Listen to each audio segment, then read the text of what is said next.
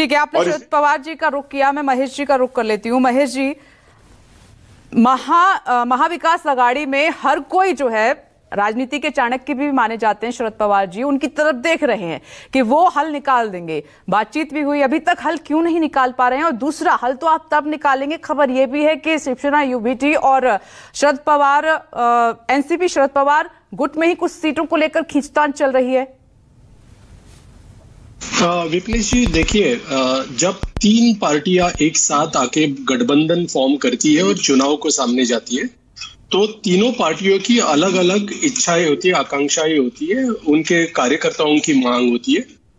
और जैसे कि अभी विनोद जी ने और राजीव जी ने कहा, बागी लोगों को रोकने के लिए कोई रणनीति रखनी पड़ती है।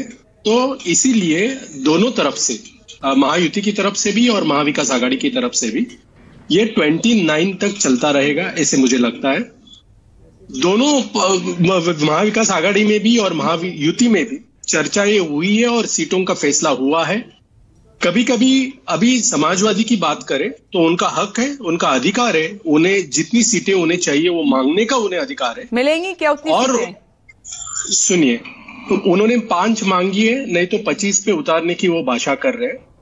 मुझे ऐसे लगता है कि अबू असम आजमी और समाजवादी पार्टी वही डिसीजन लेंगे, वो उनके फायदे का रहेगा। अगर उन्हें लगता है कि महाविकास आघाड़ी में रहने के बाद उनकी सीटें ज्यादा चुन के आएगी तो वो महाविकास आघाड़ी के साथ रहेंगे। अगर उन्हें लगता है कि नहीं, हम अगर अकेले लड़ेंगे तो हमारी सीटें ज्यादा आएंगी, अकेले लड़ेंगे, उनका चॉइस है। ठीक है, एक बयान है अबू आजमी जी का, मैं वो जरा पढ़ के और बता देती हूँ, मुझे लगता है इस पर आप सहमत भी होंगे। वो कह रहे हैं कि दुख की बात है, जो लोग सरकार बनाने की बात कर रहे हैं वो सीट नहीं बांट पा रहे हैं। इतना विलंब करना महाविकास आघाड़ी की बहुत बड़ी भूल साबित होगी इस महाराष्ट्र विधानसभा चुनाव में। क्या आप इस बात से सहमत हैं? विनोद जी यहाँ पर है, राजीव जी यहाँ पर है, उन्हें पता है ऐसे बैठकों में जो बातें होती है वो बाहर आके मीडिया के सामने जो बातें होती है उसमें कभी कभी डिफरेंस होता है।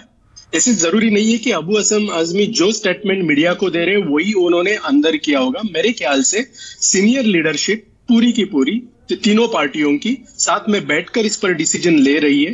अबू असम आजमी भी उसमें शामिल है, तो मुझे लगता नहीं उसमें कुछ प्रॉब्लम हो गया। जैसे कि आपने कहा कि शरद पवार जी इतने सीनियर लीडर उधर है, वो इस बात पर जरूर हल निकालेंगे और निकाला भी होगा अब तक। लेकिन आपके खुद में ही शिवसेना यूबीटी और एनसीपी शरद पवार दोनों ही पार्टियों में कुछ सीट को लेकर तकरार है। भले ही शरद पवार चुप हैं, कुछ नहीं कह रहे हैं, लेकिन ये बात कहीं ना कहीं कुछ सीटों को लेकर आप दोनों पार्टियों में पेच फंसा हुआ है। तो फिर कैसे समाधान निकल पाएंगे चाणक्य? 288 जगहों में से 1 या 2 जगह पर है, वो हो जाएगा।